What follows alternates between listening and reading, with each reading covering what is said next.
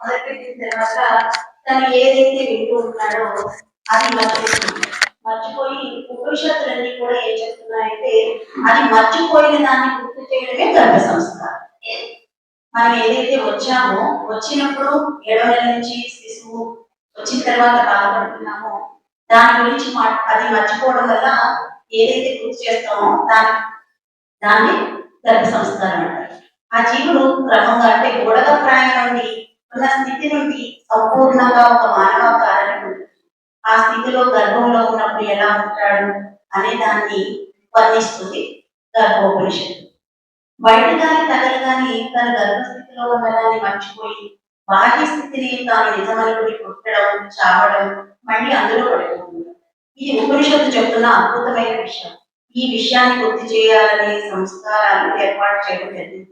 ముఖ్యంగా నానిపోయడం, చెవిలో మంత్రాలు చెప్పడం, అదే చౌచము, అదేవిధంగా అక్షరాభ్యాసంలో ఓం నమః అని ఓం నమః శివాయ అని చెప్పడం. ఏదైతే గర్భంలో మనం ఓంకారనామమైన పరమాత్మని ప్రార్థన చేశాము, ఆ ఓంకారాన్ని ఆ పరబ్రహ్మని పరిచయం చేయడమే గర్భ సంస్కారం. గర్భ సంస్కారం వల్ల తల్లి బిడ్డ ఇద్దరిలోనూ మానసికంగాను శారీరకంగాను భావోద్వేగాలు ప్రయోజనాలు కలుగుతాయి. బిడ్డలో మంచి లక్షణాలు పెంపొస్తాయి. అలాగే తల్లికి ఒత్తిడి మానసిక ఒత్తిడి తగ్గుతుంది, శారీరకంగా దృఢంగా ఉంటుంది. ఇది గర్భధారణకు చాలా అవసరం. బిడ్డ భాష నైపుణ్యం అంటే బిడ్డతో మాట్లాడడం, కథలు చెప్పడం, ఈ విధంగా తనలో నైపుణ్య శక్తి జ్ఞాపక శక్తి మెరుగుపరుస్తూ ఉంటుంది. ప్రసవానికి శరీరాన్ని సిద్ధం చేయడం దీని ప్రధాన అంశం గర్భ సంస్కారం. ఈ తల్లి ప్రయోజనాలు ఏంటంటే మానసికంగా బాగుంటుంది. మానసికంగా గర్భ సంస్కారం ఎలా బాగుంటుంది అంటే ధ్యానం చేయడం వల్ల, అదేవిధంగా మంత్ర జపం ఉచ్చరించడం వల్ల, మంత్రాన్ని ఉచ్చరించడం వల్ల మానసిక ఉద్వేగాలన్నీ తగ్గి మనస్సు సంచలనాన్ని తగ్గించి తద్వారా మానసిక ప్రశాంతత కలుగుతూ ఉంటుంది. ఆందోళన తగ్గి ప్రశాంతంగా ఉంటుంది. తల్లిలో ఆందోళనలు ఎక్కువగా ఉన్న కారణంగా పిల్లల్లో కూడా అదే విధమైన అలవాటుని పునరుద్ధరించుకుంటారు. అదేవిధంగా ఎప్పుడైనా కోపంగా ఉద్రేకంగా ఉన్నారనుకోండి, పిల్లలు కూడా ఆ స్ట్రెస్ పుట్టిన తర్వాత కూడా అలాగే ఉంటూ ఉంటారు. అంచేత తల్లి మానసిక ప్రశాంతంగా ఉండాలి. ఆ మానసిక ప్రశాంతంగా ఉండడం కోసం ధ్యానము, అలాగే రిలాక్సేషన్ టెక్నిక్స్ వెళ్ళి చేయాలి. శారీరక బలం, శరీరము కదలడం కోసం, శరీర కదలికల కోసం శరీరానికి తగిన వ్యాయామాలు కాదు, యోగాసనాలు ముఖ్యమైనవి. అవి సరళంగా ఉండాలి, ప్రసవానికి సిద్ధమయ్యేటట్టుగా ఉండాలి. ఇక్కడ మానసిక ప్రశాంతతలో ధ్యానంతో పాటు ప్రాణాయామం చేయాలి. ఏ ప్రాణాయామం చేయాలి అంటే అనులోమ విలోమ ప్రాణాయామం, బ్రాహ్మణి ప్రాణాయామం, అదేవిధంగా శాండిల్ బ్లోయింగ్ ప్రాణాయామం కూడా చేయాలి. అంటే ఈ ప్రాణాయామం గురించి మన పూర్వీకులందరూ కూడా పొయ్యి దగ్గర కూర్చుని గొట్టంతో పొయ్యిని ఊదేవారు. స్ట్రెస్ లేకుండా ఉంటుంది. స్ట్రెస్ నివారణ, ఒత్తిడి నివారణ కోసం అది చేయడం వల్ల లంగ్స్ నిండా ఆక్సిజన్ అందుతుంది. తద్వారా బోత్ నాస్ట్రిల్స్ ఓపెన్ అవుతాయి. బోత్ నాస్ట్రిల్స్ ఓపెన్ అవడం వల్ల శిశువుల యాక్టివ్ అవుతుంది. స్ట్రెస్ అనేది లేకుండా ప్రశాంతంగా ఉంటుంది. అలాగే సానుకూల దృక్పథం, సానుకూల దృక్పథం కలగాలంటే మంచి సంగీతం, మంచి పాటలు పాడడం, వీణ, ఫ్లూటు ఇలాంటి వాయిద్యాలు వినిపించడం, అదేవిధంగా తన ఓంకార నాదాన్ని వినడం వల్ల కానీ జపించడం వల్ల తన నోటుతో తాను ఆ మకారాన్ని జపించడం ద్వారా కూడా లోపల ఉన్న స్ట్రెస్ అంటే ఎక్కడైనా క్లాట్ ఇలాంటివి ఉంటే కూడా అవన్నీ కూడా తీయడం. అదే బిడ్డకు ప్రయోజనాలు ఏమిటి అంటే బిడ్డ పుట్టగానే పువ్వు పరిమళిస్తుంది అన్నట్టు గర్భాశయంలో ఉన్న శిశువు తల్లి యొక్క సంస్కారాలు పుణిపుచ్చుకుంటుంటాడు. ఒక సంస్కారవంతమైన తల్లికి పుట్టిన బిడ్డ 100 మంది గురువులకి సమానం అవుతారు. అంటే మానసిక గర్భంలో ఉన్నప్పుడే శబ్దాలు, సంభాషణలు, భాషాభివృద్ధి, జ్ఞాపక శక్తి, తద్వారా అవన్నీ సంగీతం ఆలపించడం, పాటలు పాడటం, తల్లి యొక్క స్పర్శ, మాటలు ఇవన్నీ వినడం ద్వారా మెరుగైన శిశువు అభివృద్ధి జరుగుతుంది. మంచి లక్షణాలు, సంస్కారం వల్ల విద్య, తల్లి ఆలోచనలు పిల్లవాడికి అంటే గర్భంలో ఉన్న శిశువుకి అదే విధంగా వస్తాయి. తద్వారా ఈ మంచి లక్షణాలు అంటే బుద్ధిమంతుడు, గుణవంతుడు, విద్యావంతుడు, దేశ రక్షకులుగా ధర్మ రక్షకులుగా ఉండే పిల్లలు పుట్టాలి అంటే నవేడేస్ గర్భ సంస్కారం చాలా అవసరం. ఆరోగ్యకరమైన శిశువు ఏ విధంగా ఆరోగ్యంగా ఉంటారు శిశువు అంటే తల్లి యొక్క సాత్విక ఆహారం తీసుకోవడం వల్ల సాత్వికమైన ఆలోచన వల్ల ఆహారం దోషయుక్తమైతే మనసు కూడా దోషయుక్తమైంది. చేత బయట ఆహారాలను తగ్గించి సాత్వికమైన ఆహారం తినడం వల్ల సత్వగుణ సంపన్నులైన పిల్లలు పుట్టడానికి ఇది బాగా పనిచేస్తుంది. అదేవిధంగా తల్లి బిడ్డ యొక్క సంబంధం బంధం ఎలా ఉంటుందంటే తల్లి శిశువు గర్భంలో ఉన్నప్పుడే తల్లితో బిడ్డతో మాట్లాడడం శిశువుతో మాట్లాడడం వల్ల స్పర్శ వల్ల మాట్లాడటం వల్ల తన యొక్క హావభావాలు ఆలోచనలు అదేవిధంగా తన స్ట్రెస్ ఫీల్ అవుతుంటే బిడ్డ వాడతారు తను హ్యాపీగా ఉంటే బిడ్డ బాగా కదులుతూ ఉంటుంది. ఇవన్నీ కూడా ఒకదానికి పేరు మనం అంటారు కదా అది పిల్లడు ఎక్కడో ఏడుస్తాడు తల్లి ఇక్కడ కూర్చుంటుంది ఆటోమేటిక్ గా తన స్థానాల నుంచి పాలు వచ్చేస్తూ ఉంటాయి. అంత బంధం ఉంటుంది తల్లి బిడ్డలకి. అంచేత ఆ బంధాలన్నీ కూడా మెరుగుపరచడం కోసం శిశువులు శబ్దాలు స్వరాలు ప్రతిబింబిస్తాయి శాస్త్రాలు అధ్యయనం చేశారు. ఏదైతే తల్లి ద్వారానే శబ్ద స్పర్శ రూప రసగంధాలు శిశువు పుడిపుచ్చుకుంటుంటాడు. అందుకోసం గర్భంలో గర్భ సంస్కారంలో తల్లి పాత్ర చాలా ఉంది. అదేవిధంగా చుట్టుపక్కల మన ఇంట్లో కుటుంబ సభ్యుల యొక్క పాత్ర కూడా చాలా ఉంటుంది.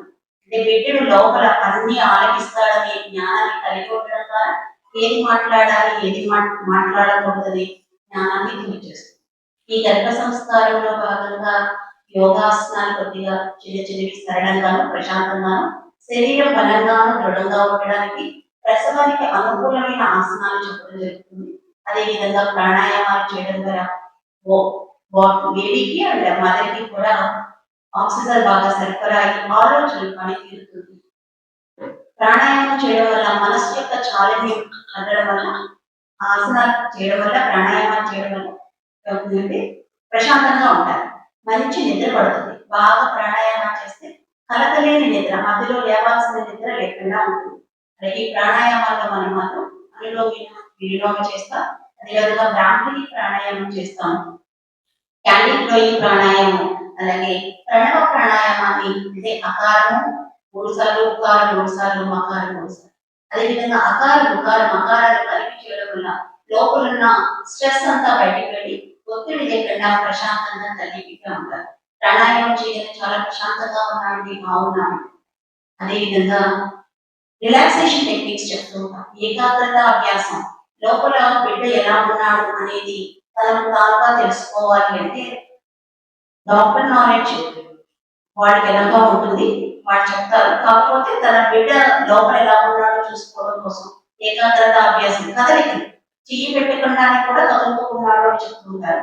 ప్రాణాయామం చేయడం వల్ల శిశువు యొక్క కదలికలు చాలా ఎక్కువగా ఉంటాయి. ప్రాణాయామం చేయడం వల్ల ప్రశాంతంగా ఒత్తిడి నివారణగా ఉంటుంది. బిడ్డకి కూడా మెరుగైన మెదడు కూడా మెరుగుగా ఉంటుంది.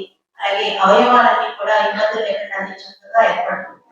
ఈ సంస్కారంలో భాగవతం చదవని భాగవతంలో ఏ విధంగానైతే ఉత్తర యొక్క గర్భాన్ని ఛేదించడం కోసం ప్రయత్నించినప్పుడు గోపాలుడు ఏ విధంగా మనల్ని కాపాడాడో ఉత్తర గర్భాన్ని అదే విధంగా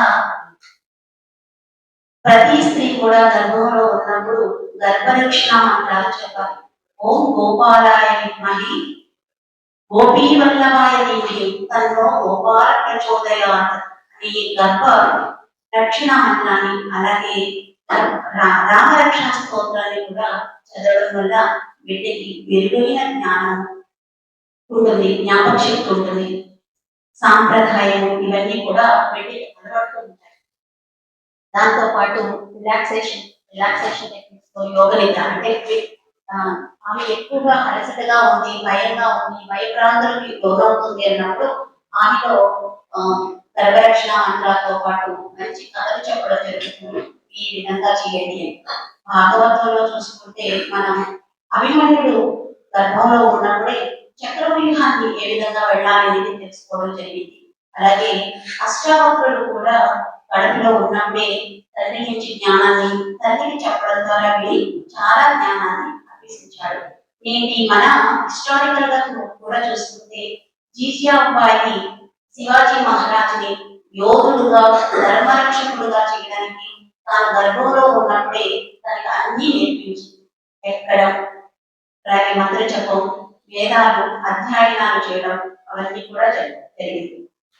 అదేవిధంగా ఈ గర్భ సంస్కారంలో మంచి సాంప్రదాయం, బిడ్డకి గర్భ సంస్కారం చేయడం వల్ల ఏమొస్తుంది అంటే ధైర్యం వస్తుంది. ధైర్యము, సంతోషము, క్రమశిక్షణ, జ్ఞానము, ప్రేమ, నిస్వార్థము, విశ్వాసము, అదేవిధంగా ఓర్పు, ఆత్మగౌరవం, ధర్మరక్షణ అనే మంచి సాంప్రదాయ అలవాట్లన్నీ కూడా బిడ్డకి తల్లి నుంచే నేర్పించుకుంటారు. తల్లి ప్రతి శిశువుకి మొదటి దైవం, మొదటి గురువు, మొదటి ఆయ, మొదటి డాక్టర్, అన్ని సర్వము తానే తల్లి. ఈ ప్రపంచానికి ప్రతి ఒక్కరిని పరిచయం చేసేది ఆ మాతృమూర్తే కాబట్టి గర్భ సంస్కారంలో ఆవిడికి గర్భ సంస్కారం చేయడం వల్ల ఈ సంస్కారం వల్ల ఏమవుతుందంటే జపము, మంత్రము, మంచి రామాయణము, భారతము, గర్భరక్షణ మంత్రాలు స్ట్రెస్ లేకుండా ఉంటాయి. ఓంకారం చేయడం వల్ల ఇది సాధారణంగా సహజంగా జరుగుతుంది ప్రకృతిలో. ప్రతి జీవి కూడా ఈ విధమైన సహజ మరణాలు సహజంగా ప్రసవాలు జరుగుతున్నాయి. నేను ప్రత్యేకం కాదు ఇవన్నీ చేయడం వల్ల నెక్స్ట్ ఇంకొక జన్మ లేకుండా చేసుకోవడం కోసం ఈ గర్భ రక్షణ మంత్రాలు అలాగే గర్భ సంస్కారం కూడా వచ్చింది. అలాగే మెరుగైన సమాజం కోసం ఈ రాజమండ్రిలో ఎన్నో ఏళ్లగా డాక్టర్ అరుణకుమారి గారు హర్ష హాస్పిటల్, అలాగే ముత్తులక్ష్మి హాస్పిటల్ నుంచి డాక్టర్ ముత్తులక్ష్మి గారు పిల్లలకి తల్లికి మాతృమూర్తులకి గర్భస్థ శిశువులో ఉన్నప్పుడు ఆసనాలు, ప్రాణాయామాలు, చిన్న చిన్న కథలు, రిలాక్సేషన్స్ అంటే ప్రసవానికి ముందు వాళ్ళని సిద్ధం చేయడం కోసం ఇప్పుడు గర్భ సంస్కారాన్ని ఏర్పాటు చేశారు వారి హాస్పిటల్ ద్వారా. ఈ అవకాశాన్ని నాకు ఇచ్చిన డాక్టర్ తనుజాదేవి గారికి ధన్యవాదాలు. గురుదేవులకు నమస్కారం.